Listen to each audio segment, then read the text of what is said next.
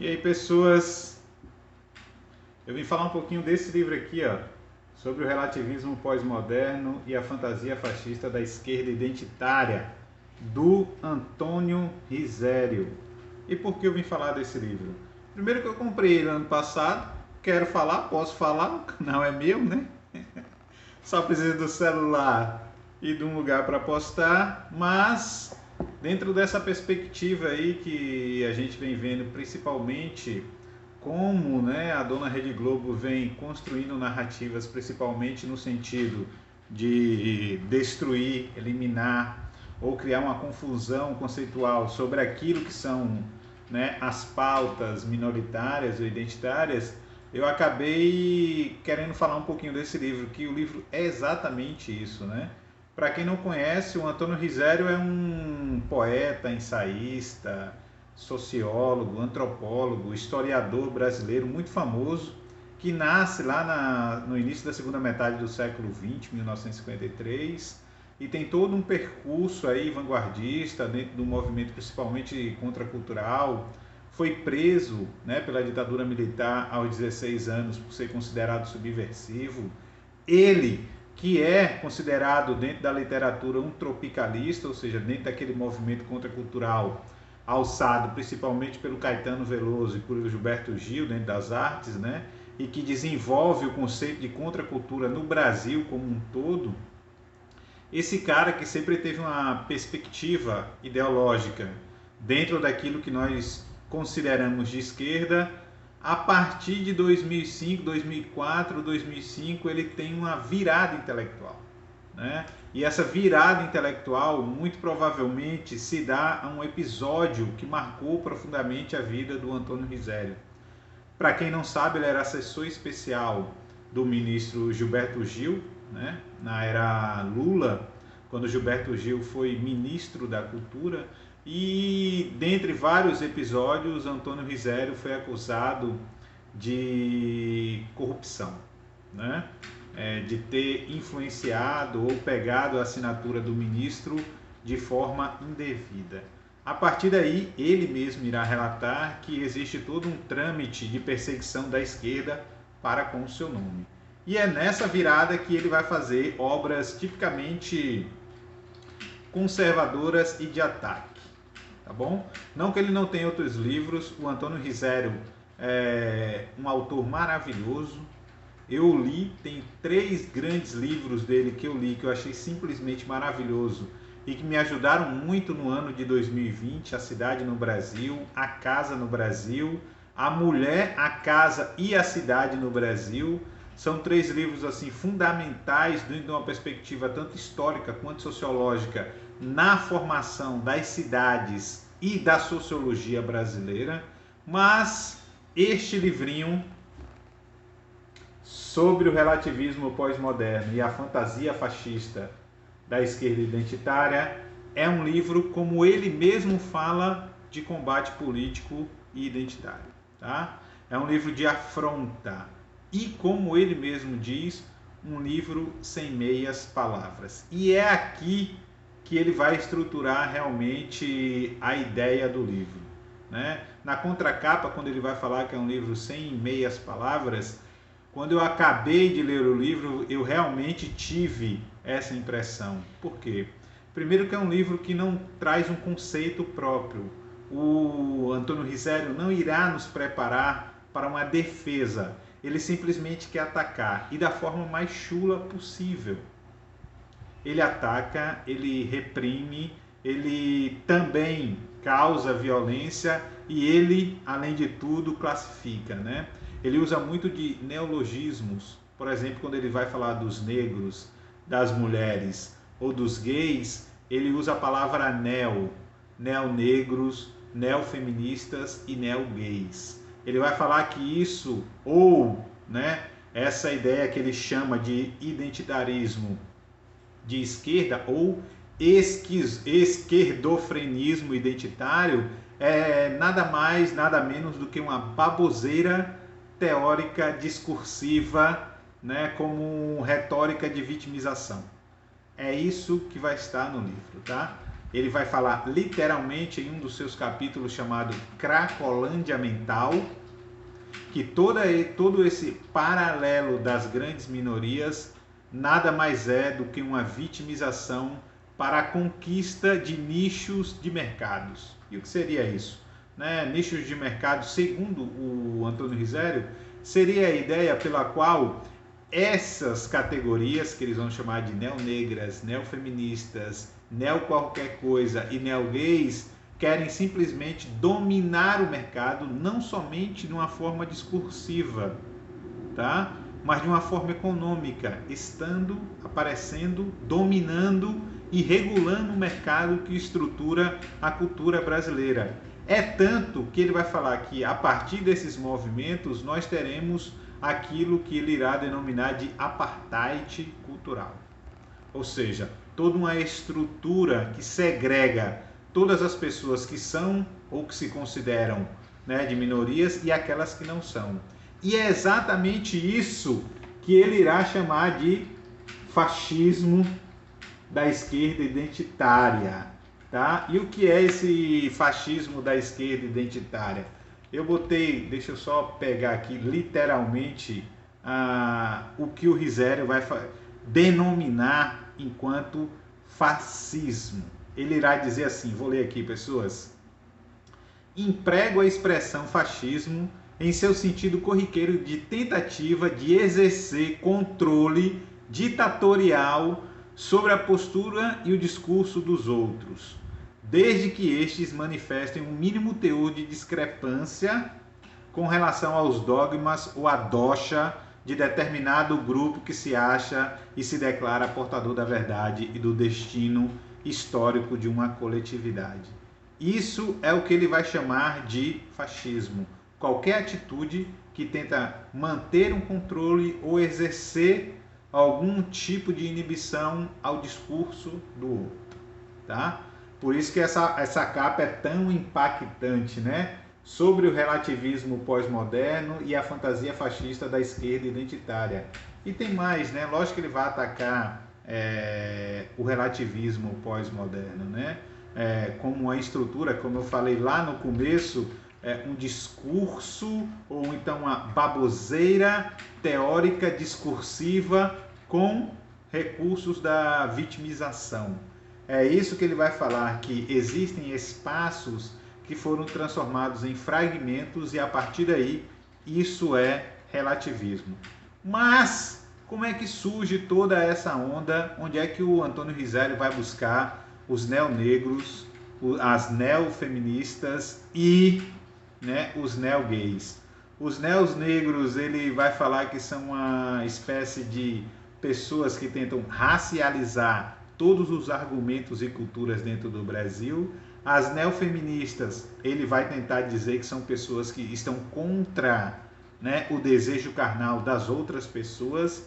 E os neogays é aquelas pessoas que se dizem fugir do que é um binarismo. Ele traz alguns exemplos, né, o Peter Jackson, quando ele vai falar sobre violência, por exemplo, ele fala um pouco sobre um acontecimento que teve com Demetrio Magnoli e o escritor e filósofo Luiz Felipe Pondé, em uma dessas flipas aí que tem, esqueci o nome da flipa corretamente, onde foi impedido que esses dois autores dessem os seus discursos, né? Lógico que isso é um ato violento, realmente, que traz aí um tipo de censura, né? Já que, literalmente, uma coisa é você ser divergente, né? E outra coisa é você manifestar discurso de ódio ou de intolerância. Isso não dá, né? Mas um discurso divergente, sim, isso é provável. Mas, né, o Risério vai buscar isso lá atrás. Ele vai falar o quê? Que a contracultura, né, lá na década de 60, fez surgir esses movimentos minoritários brasileiros, movimentos identitários, né, como ele chama. E a partir de toda aquela estrutura da contracultura, tropicalismo e ditadura militar, fez surgir no Brasil o movimento negro, o movimento feminista e o movimento GLS, né, dos gays, lésbicas e simpatizantes. Para quem não sabe, era assim que se chamava o LGBTQI+, por aí vai, tá? GLS. É a partir daí, e principalmente através da abertura lenta, gradual e segura lá do Geisel, que diz ele que estoura um novo movimento brasileiro que irá, né, colocar à tona todos esses indivíduos que irão formar esse apartheid cultural e político brasileiro, esse esquerdofrenismo identitário, como ele chama. E não é à toa que eu estou usando aqui essas palavras, esses neologismos, não. A cada página deste livro, o Risério vai trazê-las. Ele parece que está armando um mantra, né? Ele tenta te convencer, me convencer e nos convencer das suas palavras através da repetição. Talvez até ele mesmo não acredite, né, em tais palavras. Mas, para não ir tão longe, já está em 11 minutos, porque o livro do Antônio Risério é importante, né? Porque esse livro, além de trazer uma violência explícita, né, contra os discursos daqueles que são considerados minorias, mesmo assim ainda é importante. Eu considero essa escrita do Risério como uma ideia de macartismo do século XXI.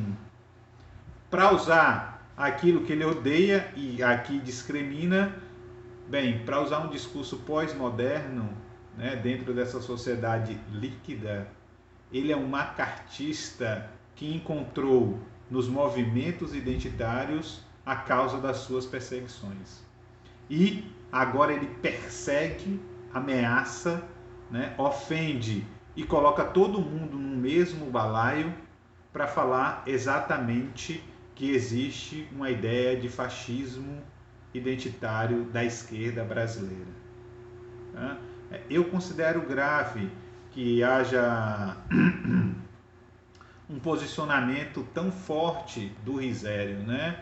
Eu não sei se ele está simplesmente rebatendo a violência que um dia ele pensa ter recebido, principalmente a partir de 2004, quando foi acusado de corrupção dentro de uma estrutura política de esquerda, ao qual ele organizou e ajudou a colocar lá, né? Não esquecemos que o Antônio Risério ajudou literalmente nas campanhas de marketing, tanto do presidente Luiz Inácio Lula da Silva. Fez grandes movimentos ele. Ele que inclusive, muito provavelmente, foi um dos articuladores a colocar Gilberto Gil no Ministério da Cultura. Mas bem, por que eu considero o livro importante dentro de todas essas ressalvas que eu venho colocando? Porque ele nos abre os olhos, né? Ele fala muito aqui e ataca demais cultura do cancelamento e lugar de fala. São pautas que realmente merecem uma reflexão, principalmente a nossa reflexão que estamos dentro. Isso é importante, que a gente olhe, tente refletir e, inclusive, fazer uma análise. Gente, existem oposições hoje em dia que estão utilizando das ferramentas argumentativas que a esquerda sempre criou e está adotando para si, né? Reconfigura, mas os argumentos são os mesmos, tá? Não, se fulano pode, eu posso. Eu sei lá, eu sou afrodescendente. Se eu posso me afirmar como afrodescendente, então eu posso me afirmar como eurodescendente. Entendeu a lógica? Essa é a lógica por trás do livro do Risério, né? De tentar trazer aquilo que é uma disputa por reconhecimento. E é exatamente aqui que ele distorce isso. Tem esse livrinho aqui, ó, do Axel Honneth, deixa eu ver se está certinho aqui. Tá. Luta por reconhecimento, a gramática moral, né, dos conflitos sociais. Ele distorce a ideia do conceito de reconhecimento, primeiro elaborado pelo Hegel e agora elaborado pelo Axel Honneth, que é um da escola de Frankfurt, né, um dos grandes. E outro também que ele vem distorcer é o livrinho do Francisco Bosco, A Vítima Tem Sempre Razão, que ele utiliza, né, logicamente, mas distorce até determinado momento, quando é bom para ele fazer a argumentação com o Francisco Bosco. Não é à toa que em um determinado momento ele fala, a partir deste momento nós não seguimos mais juntos, né? Porque o Francisco Bosco faz uma análise, inclusive eu indico, viu, pessoas, A Vítima Tem Sempre Razão, Lutas Identitárias e o Novo Espaço Público Brasileiro. Esse livro é maravilhoso, do Francisco Bosco, tá? Filho lá do João Bosco. É maravilhoso, ele traz uma outra perspectiva sobre lugar de fala, né? Apropriação cultural, então ele dá um show, cultura do cancelamento e todas essas narrativas que nós deixamos de fora e agora estamos construindo como algo novo, né? Ele vai falar que esse novo espaço público brasileiro é a ideia que nós deixamos de lado, né? A perspectiva cultural brasileira para agora nos adentrar numa perspectiva política brasileira. Leiam, tentem dar uma olhadinha nesse livro do Antônio Risério, né? Na Cracolândia mental que ele vai falar e tantos outros termos que ele irá utilizar para falar simplesmente que ele está contra, né? Que ele agora é uma ferramenta, assim como o Gabeira, né?